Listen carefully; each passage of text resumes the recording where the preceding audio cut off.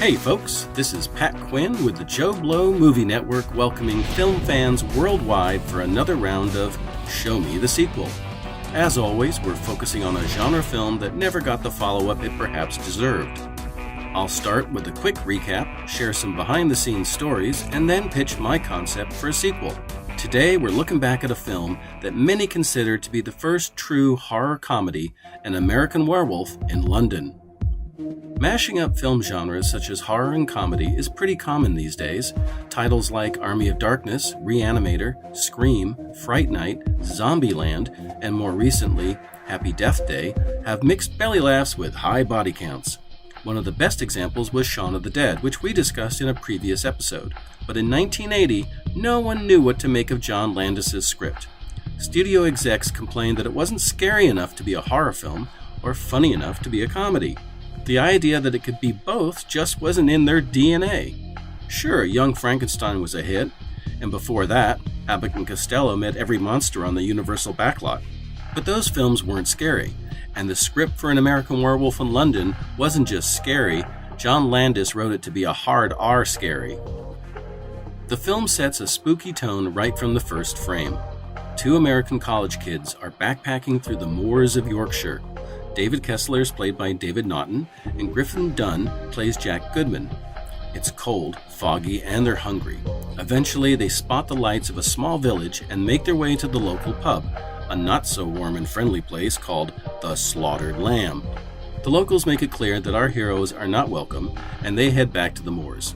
Lost and straying from the main road, they hear a large wolf out in the fog and run for it, but the animal attacks, first Jack and then David. A shot rings out and the wolf falls dead. Figures emerge from the fog. It's the villagers from the pub. Just as David passes out, he sees that the wolf is now a naked man. 3 weeks later, David wakes up in a London hospital. The police tell him that Jack is dead, and they were attacked by a lunatic, not a beast, as David insists. No one believes his story except his doctor and his night nurse, Alex Price, played by Jenny Agutter. David begins to have vivid dreams, including a visit from his friend Jack, who's now a walking bloody corpse. He tells David that they were attacked by a werewolf, and unless he kills himself, David will also become a werewolf. The next day, David is released from the hospital, and feeling sorry for him, Alex invites him to stay at her place. One thing leads to another, and romance leads to shenanigans in the shower. Later that night, David wakes up to use the bathroom. Jack appears, and he's looking pretty rough. As he puts it, like a walking meatloaf. He warns David that tomorrow night will be a full moon, and he needs to take his own life, but David ignores him and assumes that he just must be cracking up. The next night, while Alex is at the hospital, David transforms into a werewolf and goes on a killing rampage. When he wakes up the next morning, he's naked, confused, and snuggling with the wolves at the London Zoo. Stealing some balloons for cover, he manages to get back to the apartment.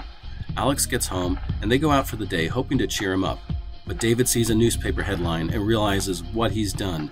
Alex begs for him to come back to the hospital, but he runs off and tries to get himself arrested. Looking for a place to hide, he goes into an adult movie house in Piccadilly Circus. Jack is there waiting for him, and he's brought the living corpses of the people that David killed. They all suggest ways for David to take his own life, but it's too late. He changes into a werewolf and escapes from the theater. There's chaos, confusion, and lots of gory car crashes as the beast wreaks havoc in the streets. Eventually, the police trap him in a dead-end alley. Alex is there, and she tries to reason with the werewolf, who down deep is still David. But he attacks, and the police mow him down. The werewolf changes back to David as Alex sobs. Did the beast intend to kill her? Or did David intentionally provoke the police into taking his life? We'll never know, because that's when the credits roll. John Landis first wrote the script in 1969 while he was on location in Yugoslavia, working as a gopher on the set of Kelly's Heroes, starring Clint Eastwood and Donald Sutherland. Landis was driving down a country road when he drove past a gypsy funeral. The body was buried feet first in a massive hole after being wrapped in strands of garlic. He found out later this made sure the body would not rise from the dead. 2 years later, he made his directorial debut with the ultra-low-budget comedy Schlock. Not only did John Landis write and direct the film, he played the title character, a caveman who terrorizes Southern California. The caveman suit was built by Rick Baker, who was also just getting started in the industry. Landis went on to direct the Kentucky Fried Movie, National Lampoon's Animal House, and The Blues Brothers. It was the success of those last two films that gave him the clout to finally film the script for An American Werewolf in London. The studio wanted Landis to cast Dan Aykroyd as David and John Belushi as Jack, but Landis wanted new faces. He had seen David Naughton on a series of popular Dr. Pepper TV commercials. If you're a fan of irritating earworms, Google the phrase, "I'm a pepper." Don't say I didn't warn you. Ironically, David Naughton lost the gig as Dr. Pepper's spokesman because of his nude scenes in American Werewolf. Griffith Dunn got the part after a 10-minute chat with John Landis. During pre-production, Landis kept asking him if he was claustrophobic. The actor didn't know why until his first day playing a walking corpse. It took 5 hours to apply the undead makeup. The film was shot in sequence to give makeup artist Rick Baker more time to get ready for the special effects scenes. The only exception was the adult movie playing in the Eros Theater. In the original script, the theater was playing Roadrunner cartoons, which is what Landis saw in the theater in 1970. But by 1980, all the theaters in Piccadilly Circus were adult movie houses. Landis changed the script, and the first thing they shot were the scenes from See You Next Wednesday, which featured Lindsay Drew, a popular page 3 girl in the British tabloids. Another unusual aspect of the film was the soundtrack. Veteran composer Elmer Bernstein composed the symphonic score, but the bulk of the music used were songs with the word moon in the title. Van Morrison's Moon Dance, Bad Moon Rising by Creedence Clearwater, and 3 different covers of Blue Moon. The singers included Bobby Vinton, the Marcells, and Sam Cooke, whose version plays over the iconic transformation sequence. Bob Dylan and the estate of Elvis Presley declined to let their versions be used, and Yusuf Islam, the artist formerly known as Cat Stevens, wouldn't release his song Moon Shadow due to the film's content. But the real star of the show was Rick Baker and his makeup effects creations. But before we get to all that, I first need to talk about Dick Smith. In the world of makeup effects, there are 2 gods. Jack Pierce, who created the original Frankenstein, Mummy, and the Wolfman, among others, and then there's Dick Smith, who did everything from turn Dustin Hoffman into a 121-year-old senior citizen in Little Big Man to creating the carnage in Taxi Driver's bloody finale. In 1973, Dick Smith was working on The Exorcist. Assisting him was a young protege by the name of Rick Baker. In the film, the possessed Regan has the words "Help me" swell up on her bare stomach. To achieve that effect, Dick Smith spelled out the words with cleaning fluid on a foam latex appliance. The fluid's reaction made it appear as if her skin had puffed up. This gave Smith the idea to put a tiny air bladder beneath the latex, which he could then inflate and create the same effect. In 1980, he applied these new techniques in Ken Russell's Altered States, and the results were game-changing. A year later, he used the same type of bladders in David Cronenberg's Scanners. The results were so impressive, they became a part of the film's marketing campaign. Back when they were filming Schlock, John Landis had told Rick Baker about his werewolf script. Fast forward to 1980. By then, Rick Baker was a successful makeup artist, having created and worn the ape suit for the 1976 remake of King Kong. He was hired to work on another werewolf project, Joe Dante's The Howling. Dick Smith had shared his bladder techniques, and Baker planned to use them to create the werewolf transformation. Then John Landis called. His werewolf film had gotten the green light, and he wanted Rick Baker, as they had discussed years ago. Baker agreed and handed The Howling over to his protege, Rob Bottin. Suddenly, 2 big-budget werewolf movies were slated to come out the same year. The last one worth mentioning was 1961's The Curse of the Werewolf, starring Oliver Reed. I've talked about this Hollywood phenomenon before. The industry term is twin films. The Howling came out in March of '81, followed by American Werewolf in London in August of '81. Both films were hits at the box office, but it was Rick Baker who in 1982 won the very first Academy Award for Best Makeup. Before that, only 2 makeup artists had received honorary Oscars, William Tuttle and John Chambers. By the way, in case you were wondering who Rick Baker was up against, the only other nominee that year was Stan Winston for the robot comedy Heartbeeps. Due to the success of both films, there was a glut of werewolf movies in the early 80s. None of them as successful or as good. The list includes Wolfen, The Company of Wolves, Full Moon High, and Teen Wolf, starring a pre-Marty McFly Michael J. Fox, not to mention an astounding 7 sequels to The Howling. John Landis followed up An American Werewolf in London by directing one of the segments of the Twilight Zone movie. That's when the infamous helicopter crash happened that cost the life of Vic Morrow and 2 child actors. Landis had other hits, like Trading Places and Coming to America, but he's often been quoted as saying that American Werewolf was his personal favorite. Rick Baker went on to win 6 more Academy Awards before announcing his retirement from the industry in 2015. But he's often said that the first Oscar meant the most to him. Taking that into account, one has to wonder if he and John Landis ever considered making a sequel. Oddly enough, when production on the film began, the studio applied for only 4 American work permits. The British government approved John Landis, Rick Baker, and David Naughton, but questioned whether a local actor couldn't be cast in Griffith Dunn's part. When Landis threatened to change the name of the film to American Werewolf in Paris, they backed off.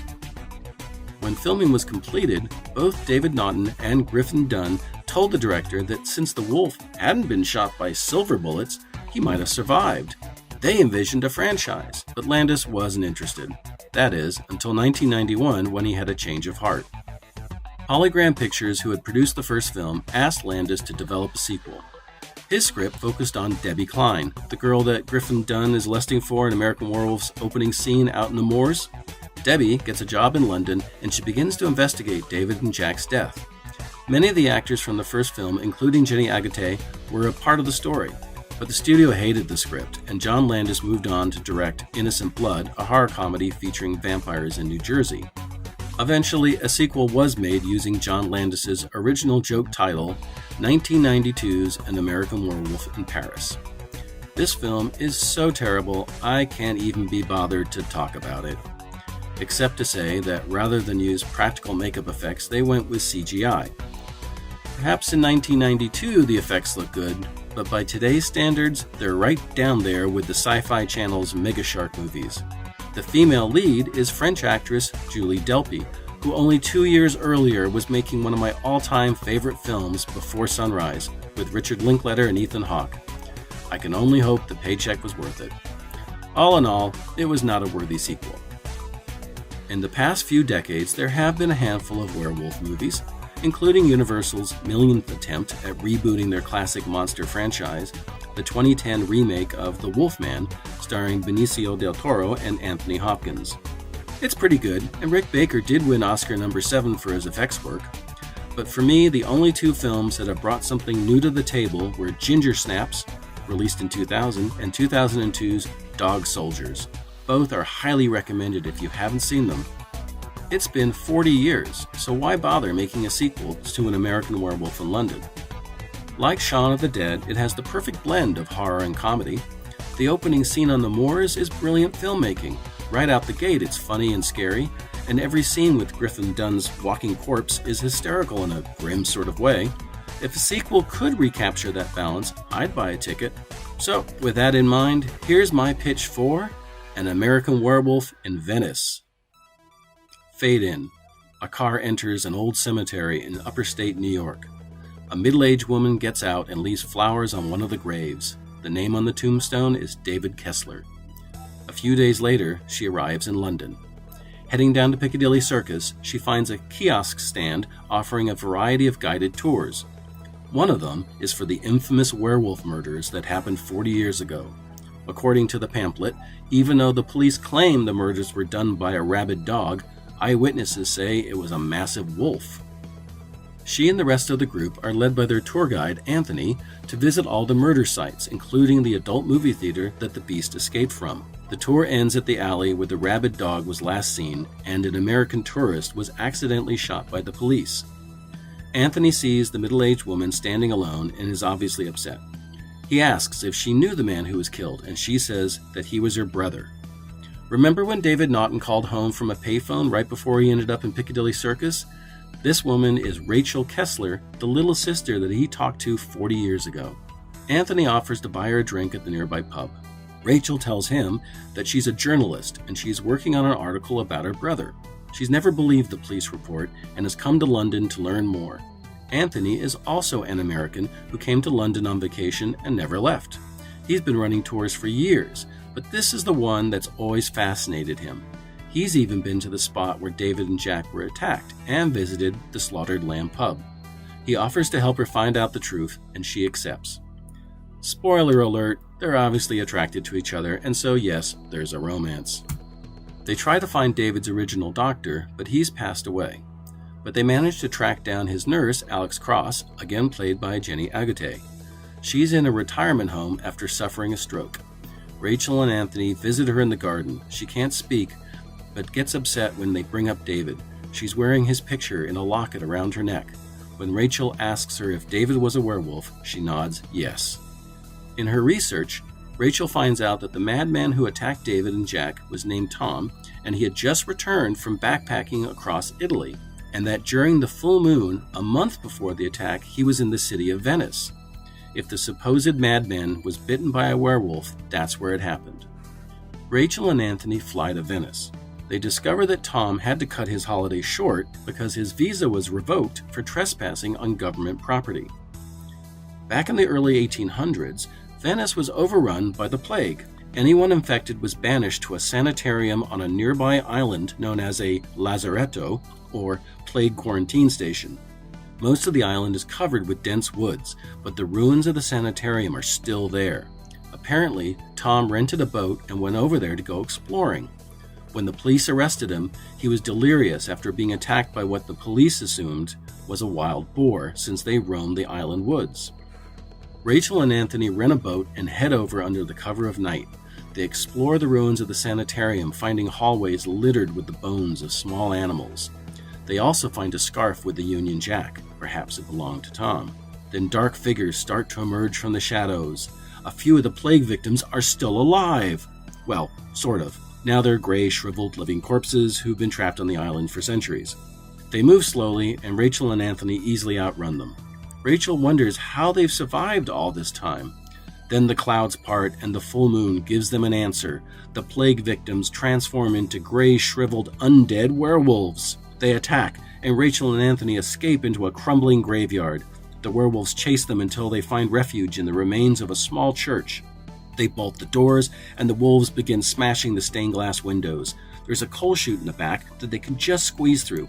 Anthony finds an old tin of candle oil and starts dousing the pews as the wolves climb through the windows.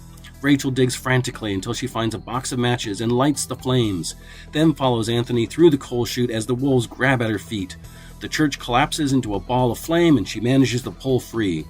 The anguished howls of the wolves fill the night air as they make their way back to the boat. There you go. That's my pitch for a sequel to An American Werewolf in London. I hope you liked it, and thanks for watching the show. If you like what you see, please subscribe to our JoBlo Horror Videos channel. Tell your friends who dig this sort of content, and turn on the bell to receive notifications for all of our latest videos. We are an independent company, and we appreciate all your support. Till next time, this is Pat Quinn saying thanks, and good night.